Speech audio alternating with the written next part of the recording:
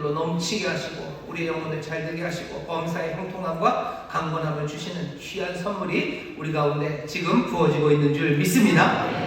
47%가 아멘. 그렇게 되는 줄 믿습니다. 아멘. 감사합니다. 하나님 말씀대로 이루어집니다. 오늘 우리에게 주시는 말씀은요, 예레미야서 45장 1절부터 5절까지 말씀이고, 설교의 제목은 힘들고 평범하게 살아요입니다. 힘들고 평범하게 살아요. 우리가 그렇게 살죠. 힘들게들 사십니다. 그리고 대부분은 평범하게 사십니다. 성경 필사도 하시고 일기도 쓰시지만 노벨상은 못 받으셨을 겁니다. 인생이 상 못 받을 거면 그냥 대충 편하게 살았으면 좋겠는데 그렇게 편하게 사는 것도 아닙니다. 우리가 실패하고 죄짓고 막 그렇게 파란만장하게만 사는 것은 아닙니다. 그냥 힘들고 평범하게 사는 것 같습니다. 예기치 않은 일들이 우리의 삶을 이렇게 저렇게 방향을 흩어놔서요, 내가 기대했던 나의 모습 그리고 지금 살고 있는 나의 삶이 그렇게 연결이 되어 있지 않은 것, 그것이 우리의 삶입니다. 그냥 인생이 그런가 보다 싶기도 하지만 사실은 예수 믿는 사람들은 더더군다나 그렇습니다. 예수 믿는 사람들은 내가 꿈꾸던 것과 내 현실이 딱딱 맞아 떨어질 것 같죠? 그럴 리가요. 예수 믿는 사람들은 더 그렇지 않습니다. 왜냐하면 예수 믿는 사람들은 내 삶을 내가 항해하고 내가 키를 잡는 게 아니라 주님이 키를 잡으시기 때문입니다. 주께서 내 삶을 인도하실 거예요. 그러니 내가 내 삶을 능동적으로 기획한다는 건 사실은 좀 난망한 일입니다. 그러니 누구보다도 불확실한 미래를 살아가는 게 우리들이에요. 불확실한 미래라고 해서 불안한 미래는 아닙니다. 하나님께서 우리에게 은혜를 베푸시고 주님이 인도하심을 믿기에 불안하지는 않아요. 그러나 불확실한 미래를 우리가 살아갑니다. 우리는 그리고 그 삶에 우리의 생명, 우리의 모든 것들을 집어던지며 그렇게 살아갑니다. 우리가 늘 실패하고 죄짓는 그런 사람들은 아니어도요, 어쩌면 내 생각대로 안 되는 그런 세상을 살아가죠. 힘들고 어차피 어렵게 했으면 뭔가 큰 일을 이루었으면 좋겠는데 그것도 아니고, 뭔가 큰 일을 못 이룰 거면 그냥 조용히 살았으면 좋겠는데 그것도 아니에요. 대부분은 오늘 설교 그대로 힘들고 어렵고 슬프고, 오늘 바둑이 말하는 것처럼 하나님께서 우리의 삶에 고통의 슬픔을 더하시고 그래서 탄식과 평안함이 없게 하는 그런 삶을 살아갑니다. 오늘 우리가 읽는 말씀을 통해서요, 정말 우리처럼 살아가는 사람, 힘들고 하지만 큰 일도 제대로 이루지 못하는 그런 사람을 만날 겁니다. 하나님이 이 사람에 대해서 대답을 해주셔요. 이런 사람이 마음에 갖고 있는 질문에 하나님이 대답을 해주십니다. 놀랍게도 이 대답은 하나님이 먼저 시작하셔요. 이 사람이 묻지 않아요. 바룩이 묻지 않아요. 하지만 하나님이 먼저 들으시고 그 마음을 살피시고 대답하십니다. 오늘 이 자리에 나오면서 여러분들이 이 질문에 하나님이 대답해 주시기를 기대하며 나오신 분들은 많지 않을지 몰라요.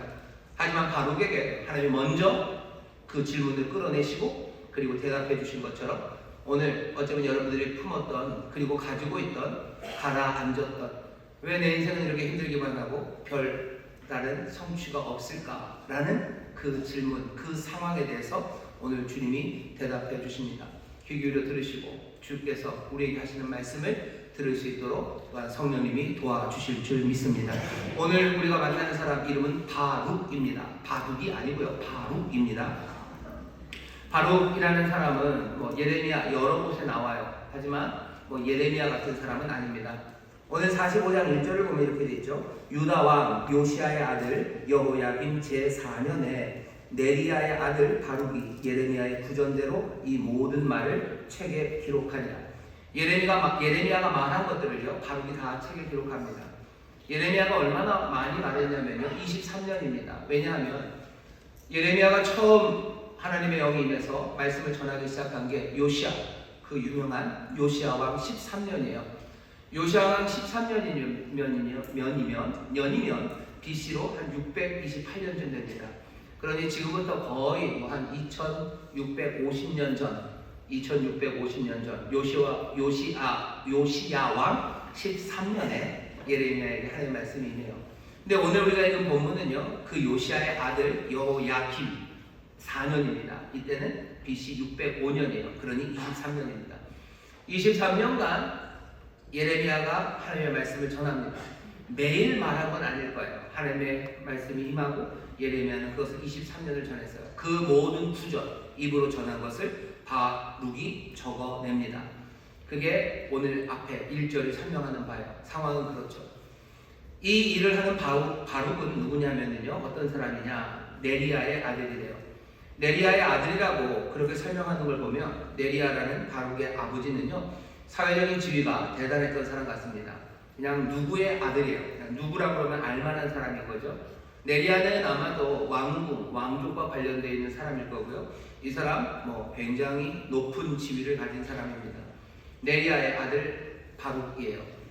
이 바룩의 다른 형제가 하나 있는데요. 다른 형제 이름은 스라야입니다. 스라야라는 형제가 어느 정도 높은 고위직이었냐면요, 유다가 망하기 전에 마지막 왕 시드기야가 바벨론으로 갑니다. 그때 왕을 모시고 갔던 많은 시종들 중에서 시종장이 스라야예요. 지금식으로 말하면 어쩌면 비서실장일 수도 있고요, 아니면 외교부 장관쯤 되는 사람이 바룩의 형제입니다. 네리야의 아들 스라야의 형제 바룩은 그러니 굉장히 사회적 지위가 높은 사람이고요, 그 왕궁 안에서 고위직에 있었거나 아니면 고위직을 갈 만한 사람이 바룩입니다. 이 바룩이 예레미야를 따라다녀요. 어쩌면 23년간 예레미야를 따라다닌 게 오늘 45장 1절의 그 상황입니다. 예레미야는 하나님의 말씀이 임해서 하나님의 말씀을 전하지만 그 왕궁과 왕족들 그리고 예루살렘에 있는 모든 엘리트들이요, 너무너무 싫어하는 사람이 예레미야예요. 예레미야는 예루살렘에 하나님의 심판을 전합니다. 유다가 그리고 그 왕들이 그리고 그 민족이 얼마나 하나님 앞에 잘못했는지를 하나하나 낱낱이 알리고 고했던 사람이 예레미야예요. 누가 좋아합니까? 누가 좋아합니까? 게다가 상황은 굉장히 어려워졌죠. 여기 북쪽 이스라엘은 망했고요. 순망치안이라고 합니다. 입술이 없어지면 이가 시리죠. 위에 쿠션처럼 강대했던 북쪽에 있는 세력들을 이스라엘이 어느 정도 그래도 막아줬는데 이스라엘이 사라졌어요. 그러니 이제 이 유다는 그 강력한 힘에 그대로 노출됩니다. 언제 망할지 모르는 그런 상황에서 예레미야가 전한 메시지는 뭔가 소망찬 메시지가 아니에요. 하나님 우리를 지키신다. 아니, 우리가 그렇게 잘못했는데 이건 하나님이 우리를 치시는 거라고, 우리는 망한다고, 바벨론에게 우리는 멸망할 거라고, 하나님이 그러면서 소망을 전합니다. 하나님이 우리를 살리시겠으나 이 전쟁에서 우리가 이길 수 없다고, 그런 비극적이고 그리고 부정적인 메시지를 전해요. 이 메시지를 전하니 예루살렘이 좋아할 리가 없습니다. 다 민족의 반역자죠. 민족의 반역자. 그 이야기를 듣는 사람이 예레미야예요. 바룩은 이 예레미야를 따릅니다. 바룩이 보았을 때는 예레미야가 참 선지자예요. 다른 선지자라고 말하는 사람들, 예루살렘의 소망을 말하고 하나님의 회복을 말하는 사람들은 몽땅 다 거짓말쟁이였던 것 같아요. 그러니 바룩은 예레미야를 따릅니다. 예레미야를 따르는 선택, 어쩌면 23년간의 예레미야를 따르며 그 얘기를 들어요. 이야기를 듣는데 그렇게 즐겁지는 않죠. 한 개도 소망은 없어요. 그냥 하나님의 깨어진 마음, 이 백성들의 이 죄악된 것, 그리고 하나님이 이 모든 것들을 다 때리시고 부수시고 뽑으시고 다 태우실 거라는 이야기를 23년을 바룩이 듣습니다. 그렇게 따라가며 살았던 사람이 바룩입니다. 자, 이 바룩에게 이제 하나님께서 예레미야를 통해서 주어진 사명은, 예레미야가 지난 23년 동안 했던 말들을 두루마리에다 다 적으래요. 지금처럼 무슨 레코드가 있는 게 아니죠. 녹음기가 있는 게 아닙니다. 그 말씀들을 하나하나 다 기억해놨어요. 어떻게 그럽니까? 바룩은 그런 능력이 있는 사람이에요. 서기관입니다. 고위직을 할 수도 있고요. 바룩은 서기관이에요. 특별한 재능, 훈련, 듣고 적는 것, 그것에 훈련된 사람이에요. 23년간 들었던 그 가슴 아픈 이야기들, 그 절절한 이야기들, 그냥 눈물이 쏟아지는 이야기들을요, 하나하나 이제 바룩이 적어내야 됩니다. 두루마리 양피지에다가 먹으로 하나하나 써 내려가야 되는 거예요. 바로 그 시간에 여호와께서 예레미야에게 말씀을 전합니다. 바룩에게 가서 이 이야기를 하래요. 바룩에게 가서 이 이야기를 하랍니다. 바룩의 마음에 있는 것, 그리고 바룩이 말한 것 하나님이 들으셨어요. 하나님이 바룩에 무슨 이야기를 들었냐면요, 바룩이 이렇게 얘기했답니다. 3절 보시면, 네가 일찍 말하기를 슬프다, 여호와께서 나의 고통에 슬픔을 더하셨으니 나는 나의 탄식으로 피곤하여 평안치 못하다 하도다. 하나님이 그 말씀 들으셨다는 거예요. 또 하나님께서 바룩의 마음을 보셨어요. 바룩의 마음에 뭐가 있었냐면요, 이런 마음이 있었습니다. 5절 보면 네가 너를 위하여 대사를 경영하느냐. 바룩이 그 마음에 뭔가 대사를 경영하는, 뭔가 큰 일을 꿈꾸고 있어요. 그거 이뤘으면 좋겠다라는 생각이 바룩에게 있었다는 거죠. 하나님이 바울의 말을 들으시고 바룩의 마음을 살피시고 예레미야를 통해서 하나님의 뜻을 전합니다. 그게 오늘 우리가 읽은 말씀입니다. 바룩은 지금 하나님이 그 말씀을 쓰라는 이야기를 듣고요, 지금 여기 보면 슬퍼요. 왜? 하나님이 고통에 슬픔을 더하셨어요. 하나님의 심판, 이스라엘의 죄악, 그 죄악을 23년간 듣는 것도 어려웠는데요, 그것들을 이제 기록하랍니다. 그 기록은 힘든 일이에요. 가슴 아픈 일입니다. 들었던 것들을 하나하나 써내려가는 그 아픔들, 이스라엘의 잘못이에요. 그리고 하나님의 심판입니다. 그 이스라엘은 자기가 빠져있는 게 아니에요. 자기의 잘못이에요. 그 자기의 삶을 때리시는 하나님의 말씀이에요. 나를 때리는 그 일은 멀리 있지 않아요. 결정적으로 때리시겠지만 벌써 지금 우리의 삶에, 자기들의 삶에는 어려움이 닥쳐 있습니다. 바룩은 지금 그 앞에서 어쩔 줄을 모르는 거죠. 고통에 슬픔을 더하시고 나와 하여금 탄식하게 하시고 피곤하게 하시고 평안치 않게 하셨어요. 여호와가 나를 그렇게 만드셨죠. 나를 그렇게 몰아가시죠. 나는 그런 세상을 살아간다고 지금 말하고 있습니다. 하나님 앞에 한 말이에요. 하나님 앞에 직접 기도하진 않았어요. 하지만 하나님이 바룩의 말을 들으셔요. 지난 금요일에 설교를 했는데요, 내 귀에 너희 말이 들린 대로라고 하셨어요. 우리의 말을 하나님이 들으십니다. 예레미야의 말만 들으시는 것 아니에요. 바룩의 말을 하나님이 들으셔요. 바룩의 슬픔과 그리고 고통에 대해서 하나님이 들으십니다. 그리고는 대답하십니다. 대답이 어떻게 되는지 보셔요. 3절 다시 읽겠습니다. 네가 일찍 말하기를 슬프다. 여호와께서 나의 고통에 슬픔을 더하셨으니 나는 나의 탄식으로 피곤하여 평안치 못하다 하도다 하셨고, 또 내게 이르기를 너는 그에게 이르라. 하나님이 예레미야에게 시키신 거예요. 바룩에게 말하래요. 이것도 묘하죠. 그냥 직접 얘기하시지. 직접 얘기하지 않으셨어요. 예레미야를 통해서 말합니다. 왜? 바룩은 평범한 사람이라 그래요. 바룩이 하나님의 말씀을 직접 들었으면 선지자였고요. 바룩은 선지자 아닙니다. 그냥 예레미야를 통해서 들을 뿐이에요. 이 예레미야의 말을, 이 구전을 글로 적어라. 이것도 뭐 하늘에서부터 뭔가 계시로 오고 하나님의 말씀이 들렸으면 몰랐는데 그런 거 없습니다. 그냥 예레미야가 불러서 바룩에게 쓰라고 얘기했을 뿐이에요. 자, 이 슬픈 사람에게 뭐라고 얘기하십니까? 너는 그에게 이르라. 여호와께서 이같이 말씀하시기를 보라, 나는 나의 세운 것을 헐기도 하며 나의 심은 것을 뽑기도 하나니 온 땅에 이러하거늘.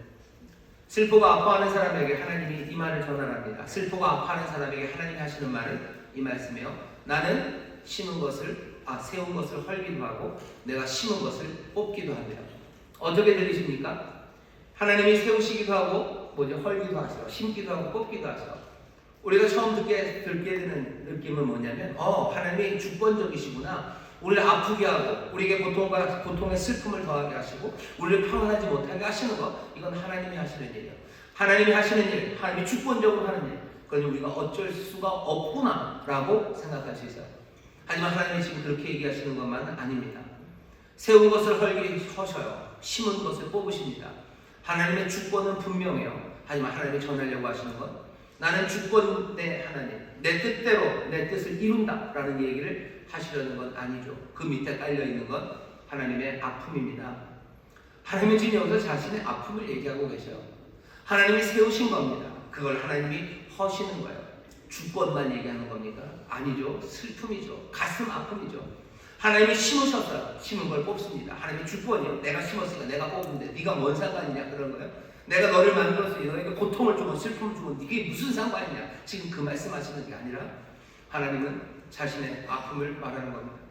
예레미야에게 전하라는 거죠. 예레미야야, 바룩에게 가서 말해라. 슬퍼하고 아파하는 바룩에게 가서 말해라. 뭐라고 말하는 거예요?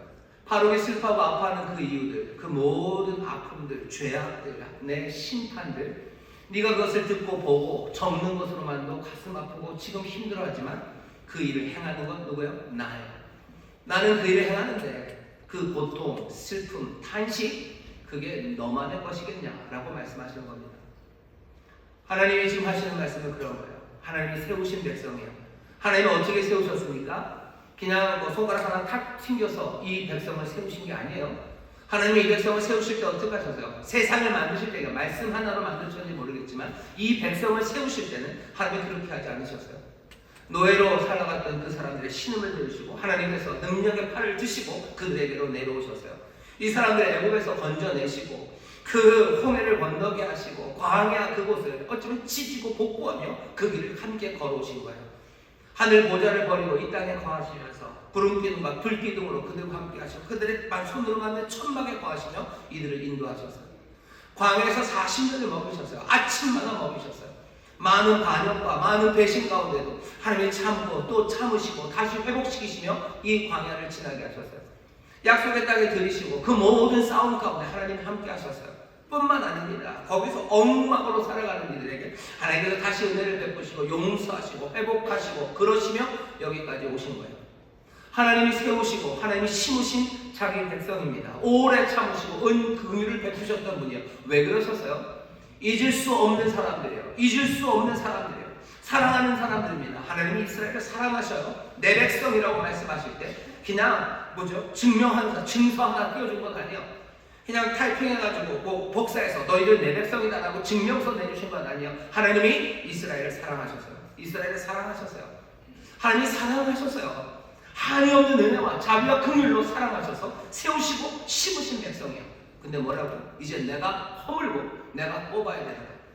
나는 내가 세운 것을 내가 지금 뽑는다 할 때 나는 내 멋대로 할 수 있다. 나는 하나님, 나는 세상을 다스리는, 나는 주권자. 그러니 내가 세우고 내가 지금 허문다. 지금 그 얘기 하시는 거 아니에요.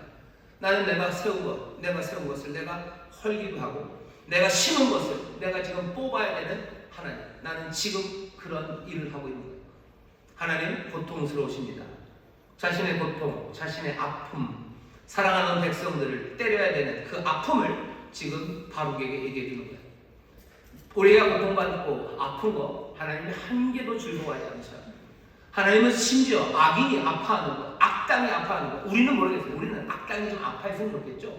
누가 깜빵에 좀 갔으면 좋겠고 누가 쫄딱 망했으면 좋겠고 그러면 제 속이 꼬실 것 같죠. 하나님은 아닙니다.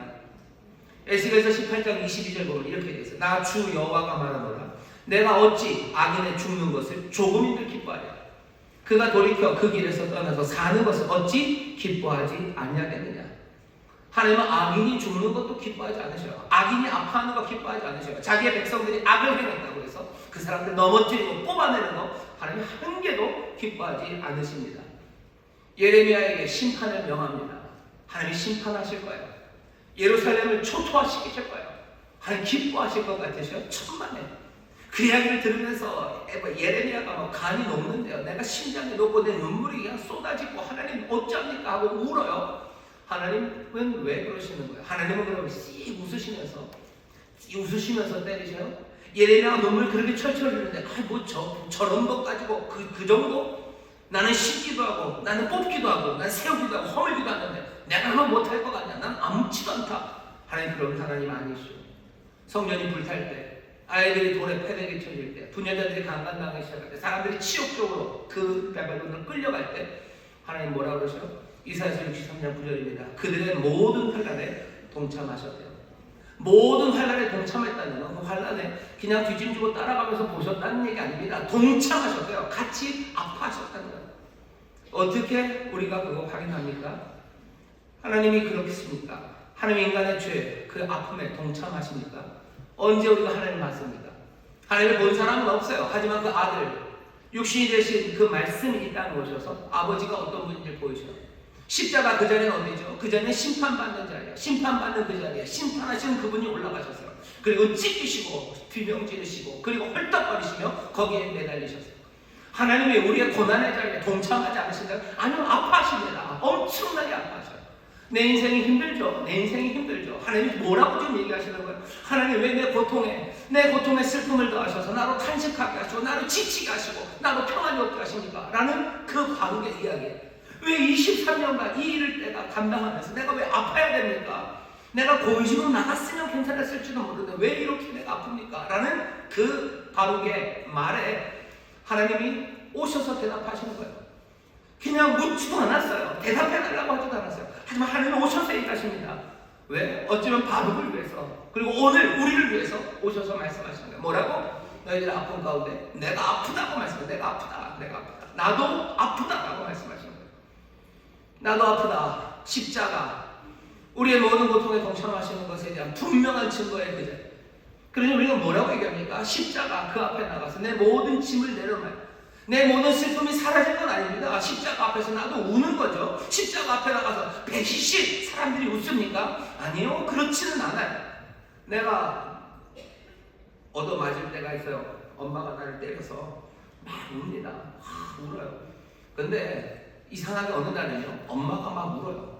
서름에 못 받쳐서 우시는 건지 뭔지 모르겠어요. 하지만 그냥 나를 때려놓고 엄마가 웁니다. 그러면 아이는 어떻게 될 것 같으세요? 아이는 어디선가 이 슬픔은 내 이 아픔은, 이 고통은, 이 평안하지 않음은요, 그냥 어머니의 그 눈물, 그 고통, 아픔 안으로 그냥 쓱 들어가요. 그런다고 해서 내가 배시시 웃는 건 아닙니다. 나도 울죠. 엄마가 우니 나도 웁니다. 하지만 그 슬픔과 고통은 뭔가 다른 게 되어가요.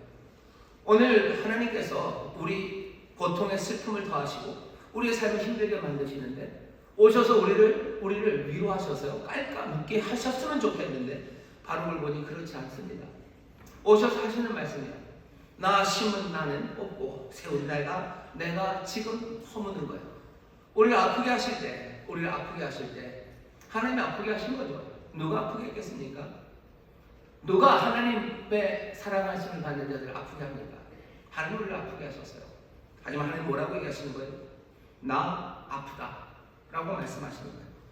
우리의 모든 아픔을 십자가 앞으로, 하나님 당신의 아픔 안으로 가지고 들어오라고 얘기하시는 거예요. 그게 오늘 바룩에게, 그리고 우리에게 주시는 말씀입니다. 우리의 삶에 하나님의 고통과 슬픔을 더하실 때가 있어요. 우리의 고통의 슬픔을 더하시고, 그래서 우리를 탄식하게 하시고 지쳐가게 하시고 우리를 평안 없게 하시는데, 하나님의 대답은 십자가 앞으로 나오라는 거예요. 우리의 모든 짐을 다 지고 고통과 아픔을 지고 십자가 앞에 나오라고. 거기 오면 십자가에서 예수님이 나오셔서 뭐 간질간질 해주셔요? 아니, 그냥 그 아픔 안으로 들어오라고 말씀하십니다. 우리가 주께로 갑니다. 거기서 끝은 아니에요. 바룩이 갖고 있는 마음의 생각은 슬픔. 그러니 다음 생각이 나죠. 내가 잘못 온 것 아닌가? 괜히 예레미야를 따라온 거예요. 내가 순간의 선택이 10년을 좌우한다는 금성의 광고를 봤었어야 되는데, 이거 10년이 아니에요. 23년, 아니 평생을 내 삶을 이렇게 만든 거죠. 지금이라도 내가 예레미야를 버리고 내가 고위직으로 갈 수도 있어요. 여전히 내 아버지는 네리하고 내 형 스라야는, 형인지 동생인지 스라야는 왕궁에 있어요.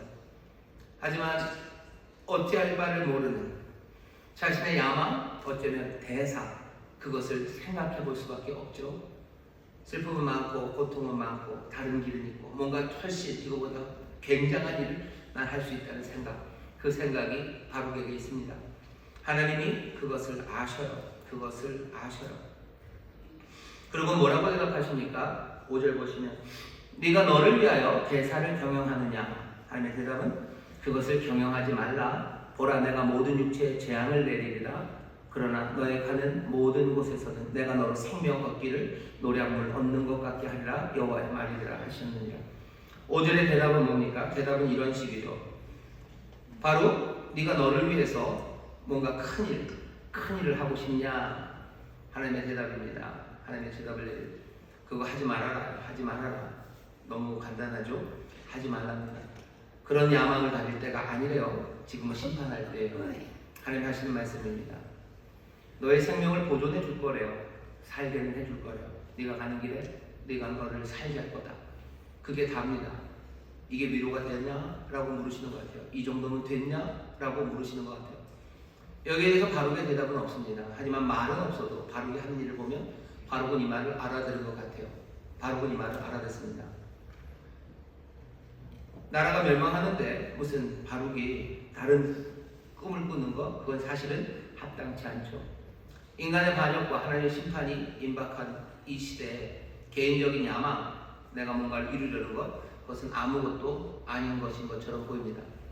그러면 우리는 뭔가 열정 없이 삽니까? 그럴 리가요. 경건한 야망을 가지시고 그리고 맡아진 일에 최선을 다해서 뜨겁게 비전을 품고 살아가는 것 그거 좋습니다. 하지만 그것들이 정말로 하나님 나라와 하나님을 위한 것인지 물어봐야 돼요.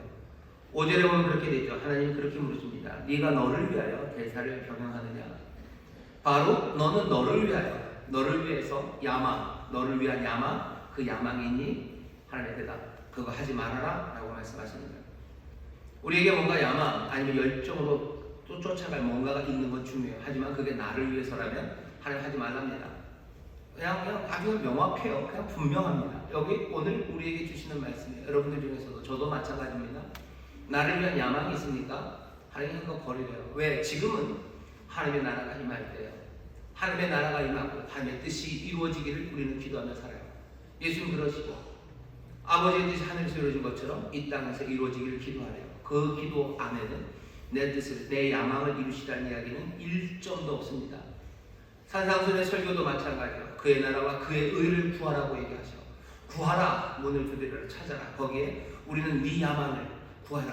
너를 위한 사람들에게 인정받기 위해서 뭔가를 구해라. 그럼 주시겠다라고 읽고 싶지만 아무리 그렇게 읽으려고 해도 거기에 그 글자가 떠오르지는 않을 거예요. 계속해서 보다 보면 앞에 그의 나라와 그 의를 구하라는 말씀을 드리고 너희가 계속해서 기도해야 될 것은 아버지의 뜻이 이루어지기를 위해서 기도하라는 그 기도만이 보일 뿐이지 네 야망을 위해서 너는 네 야망을 위해서 네가 인정받고 네가 신분 상승하고 네가 뭔가를 출세하고 얻기 위해서 야망을 가져라 하는 이야기는 없습니다. 없어요. 그 뭐야 조용해지잖아요. 조용해지잖아요. 위대한 거 큰일. 사람들은 왜 그런 야망이 있죠? 인정받고 싶어서입니다. 평범한 거 그거는 뭔가 어떻게 받아들이기가 어려워요. 어디서 봤는데 마돈나가 그랬대요. 마돈나 바로 그 마돈나입니다. 라이프 버진한 그 마돈나인데 평범함에 대한 뭐요? 아주 아찔한 두려움이 돼요. 자기는 그냥 평범하다는 것 자체가 뭐 내가 나를 평범하다고 생각하는지 사람들이 나를 평범하다고 생각한다고 생각만 해도 아찔하대요. 평범함에 대한 아찔한 두려움. 마돈나가 그런 이야기합니다. 마돈나만 그런 건 아니에요. 우리도 그렇죠. 평범해지지 않으니까 이상하게 썰렁한 농담하고 뭐 말도 안 되는 일들도 하고 뭔가 사람들이 부러워할 만한 뭔가를 해야 된다고 그렇게 생각합니다. 인정받기 위한 거죠. 나를 위하여 야망을 가져요. 하나님은 오늘 바로에게 그냥 단칼에 얘기하십니다. 바로 네가 너를 위하여 대사를 야망을 가졌니? 그러면 하나님은 하지 말아라. 그거 경영하지 말아라. 그거 하지 말래요. 그러면 그냥 교회 일 해야 되는군요. 아니요, 그것도 아니에요. 교회 일, 소위 말하는 목회, 하나님의 사역 이런 것에도 마찬가지예요. 그런 것도 야망을 갖고 하는 사람이 있습니다. 자기를 위한 야망이요. 사람들이 그렇게 기도하죠. 그렇게 기도하는 목사님들이 있나 모르겠는데 그렇게 기도해요. 주님, 주님을 위해서 크게 나를 사용해달라고. 성도님들이 목사님들을 위해서 기도해요. 뭐라 그러냐면 큰 종 되게 해달라고. 큰 종 되게 해달라고. 왜 그런 거죠? 큰 종 되면 뭐죠? 거기에 뭔가 자기를 위한 야망, 인정받는 것, 뭔가 상승, 뭔가 뛰어남 그런 것들이 담겨져 있다면 큰 종이 되게 하라는 기도, 하나님 거기에 대해서 뭐라고? 그 기도 하지 말아라 라고 하시는 거죠. 목사님들이 제일 많이 기도하는 것 중에 하나가 저도 마찬가지입니다만 설교를 잘했으면 좋겠어요. 하나님 설교를 잘하게 해주세요. 진짜 잘하게 해주세요. 감히 말은 못하지만 누구처럼 잘하게 해주세요. 이렇게 기도를 합니다. 거기도 마찬가지야. 뭘 위해서? 설교를 잘해서 뭘 하려고? 내 이름이 사람들에게 인정받고 싶은 거예요. 성도들한테 인정받고 싶은 거예요. 장로님들한테 인정받고 싶은 거예요. 아니면 아주 청년들한테, 아니면 교회 인텔리들한테, 아니면 아주 전국적으로 인정을 받고 싶은 거예요. 그렇다면 그 기도 하지 말아야죠. 그런 거 하지 말아야 돼요. 설교를 잘하고 싶어요. 신의 능력을 받고 싶어요. 왜? 뭘 위해서? 너를 위해서? 그렇다면 그 야망은 버리라는 거예요. 바로 하나님 말씀하십니다. 네가 너를 위해서 대사를 경영하려고 경영하지 말아라. 경영하지 말아라 말씀합니다. 그러면은 어떻게 합니까? 상황은 뭐예요? 내가 이제 심판할 때라고 얘기하셔요. 하나님 심판하실 텐데 네 야망 그거 구하는 건 아무 의미 없다고 하나님 지금 말씀하시는 겁니다. 그럼 어떻게 삽니까? 어떻게 삽니까? 어떻게 삽니까? 오늘 말씀 이 맥락을 잘 보셔요. 하나님께서는 바룩의 슬픔에 대해서도 어쩌면 바룩의 자기 연민에 대해서도 제대로 위로하지 않으셔요. 바룩의 슬픔에 대해서 자기가 나도 슬프다라고 얘기하셔요. 바룩의 야망에 대해서 뭐라고 하시죠? 그거 경영하지 말아라. 내가 세상을 심판할 거다라고 말씀하셔. 그러면서 네가 꿈꾸고 있는 모든 야망을 다 내려놓고 내가 심판하는 이 세상에 합당하게 너 살라고 지금 부르시는 겁니다. 뭘 하셔요? 부르셔요. 그게 중요한 거죠. 개인적인 슬픔과 자기 연민에 대해서 하나님이 별다른 말씀 안 하신 것 같고 그 대신 그에게 일을 맡기십니다. 두루마리를 쓰라고 얘기하시는 거예요. 두루마리 써라 라고 얘기하죠. 슬픔이 있는데 십자가 앞에 나와서 아프신 하나님 앞에 같이 아파하면서도요, 내 야망도 아닌 그 일을 하라고, 이 심판에 합당한 일을 하라고 부르시는 거예요. 바룩만 그런 건 아니죠. 바룩이 섬겼던 예레미야도 마찬가지입니다. 예레미야의 슬픔을 하나님이 위로하지 않으셔요. 예레미야는 눈물을 철철 흘리고 깨어진 가슴을 안고 그렇게 갑니다. 예레미야가 하나님 앞에 얼마나 많이 뭐라고 그랬는지 아셔요? 예레미야 읽어보면 하나님, 난 안 한다고, 내가 안 한다고 하지 않았냐고, 왜 이런 일을 날 시키냐고. 그러면서도 얘기해요. 내가 이렇게 싸워봤자 내가 질 걸 내가 안다고. 하나님 늘 이기신다고. 왜? 하나님 고집은 신도 세시고 하나님이 그러시니까 하나님 늘 이기시고 내가 질 것 알지만 내 이 슬픔 어떡하냐고. 그러면서도 예레미야는 어떻게 꾸역꾸역 그 일을 해나갑니다. 자기의 야망 그건 없습니다. 하나님이 시키신 그 말 따라 살아가요. 바룩도 많이 다르진 않습니다. 바룩도 그 고통의 슬픔을 안기셔. 그런데도 불구하고 꾸역꾸역 그 두루마리를 써 내려가는 거예요. 써 내려갑니다. 이게 뭐 별겁니까? 아니요, 그래도 별겁니다. 바룩이 갖고 있는 모든 재능이요. 어쩌면 그 당시 예루살렘에서 어쩌면 글 제일 잘 쓰는 사람이 바룩이었을 거예요. 예레미야서를 보면 압니다. 글 제일 잘 쓰는 사람이 바룩이에요. 고위 관리할 수 있는 사람이에요. 그 모든 능력들을 여기 이 일에 쓰고 있어요. 하나님은 지금 이 두루마리를 써서 뭐 하시고 남기셔야 돼요. 그리고 36장, 예레미야 36장 보면 바로 이 사건들이 기록되어 있습니다. 거기 백성들 앞에 가서 이 두루마리를 다시 읽어줘야 돼요. 23년 동안 여기저기서 했던 그 많은 이야기들을 한 번에 폭탄처럼 던져놓고 싶으신 거예요. 그래서 이 말씀 들어서 혹시라도 돌아올까 싶은 마음이 예레미야에게 있습니다. 예레미야가 두루마리를 다 쓰게 하십니다. 쓰고 나서 예레미야는 알아차려요. 왜 이걸 썼는지 알아차립니다. 예레미야는 그런 사람이에요. 울고 안 된다고 하면서도 하나님의 마음을 알아요. 이거 왜 쓰라고 그러셨을까? 읽으라고 그러신 거죠. 그러니 이 두루마리를 들고 어디로 가래요? 성전에 가서 이스라엘 백성, 예루살렘의 백성들에게 이거 읽어주래요. 자기가 가지, 자기 못 간대요. 나는 갇혀있으니 못 간다. 바로 네가 가서 읽어요. 두루마리로 23년간의 그 예언의 말씀을 다 정리해서 바로 있습니다. 하루 이틀에 쓴 건 아니에요. 여호야긴 4년에 시작해서 읽으러 간 건 여호야긴 5년입니다. 5년 9월쯤이요. 그러니 거의 1년에 걸쳐서 이 슬프고 가슴 아픈 이야기를 정석을 다해서 모든 힘을 다해서 예레미야가 써내려가는 거예요. 하나님의 말씀이 하루아침에 써내려간 거 아닙니다. 그렇게 써내려갔어요. 그렇게 써내려간 말씀을 가지고 갑니다. 성전 그 2층 서기관의 방에서 앞에 모여있는 그 사람들에게 서기관 방에서 읽습니다. 바룩이 예레미야서 그 말씀들을 하나하나 읽어요. 백성들이 듣고 삶이 변했으면 좋겠는데 그렇진 않아요. 그냥 바룩을 사랑하는 서기관들이 바룩을 피신시킵니다. 너 빨리 좀 도망가야 되겠다. 이거 그냥 둘 수는 없다. 왕에게 알려야 돼요. 하지만 왕에게 들으면 가만히 있지 않을 거예요. 피신시킵니다. 그걸 들고 왕에게 가져가요. 서기관들이. 그리고 왕 앞에 예레미야의 글이라고 그러면서 읽습니다. 모든 신하와 왕이 듣고 있어요. 왕궁이 신하가 눈물을 흘리며 가슴을 찢으니까 천만에 가슴을 찢기는커녕 그 두루마리를 찢습니다. 왕이 여호야김이 소독 작은 칼을 들어서요. 거기 하나하나 읽힐 때마다 가져오라고 해요. 그 양귀지로 쓰여진 두루마리를 다 찢습니다. 칼로 찢어서요.